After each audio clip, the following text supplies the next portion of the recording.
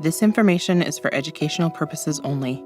It is not intended to substitute for professional medical advice and should not be interpreted to contain treatment recommendations.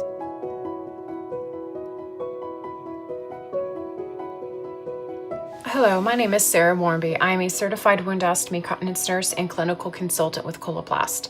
This module will include how to use the Brava Protective Seals. I have two versions here. We have a 2.5 millimeter thickness that is going to be your thin version, and then you have the thick version, which is 4.2 millimeters in thickness. Now there are two ways that you can apply this seal. The first part is you can apply it directly around the stoma itself.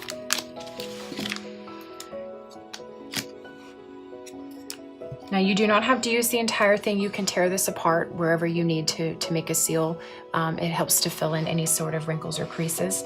Now the first way you can apply this is you just kind of stretch it to the size of the stoma, and you can apply it directly around the stoma onto the skin. And then you can peel this backing off and apply the pouch.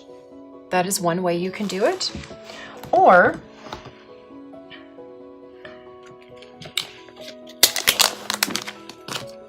you can take the ring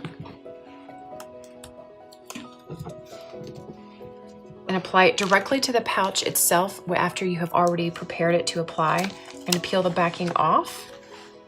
Take your seal, stretch it up just a little bit to get to the size of the barrier that you just cut out, and you're going to apply it directly around that edge that you just cut to fit around the stoma. And you're just going to kind of push it into place. And what this allows for is just easy application. So like I said, you can apply it to the stoma, around the stoma first, and then the pouch, or you can apply it to the pouch, and then this is one step to apply to the stoma itself. Make sure you put pressure around the stoma first, and then you kind of work your way out. As with any seal, you want to hold the pouch in place for a couple of minutes to warm up that adhesive to make a good seal.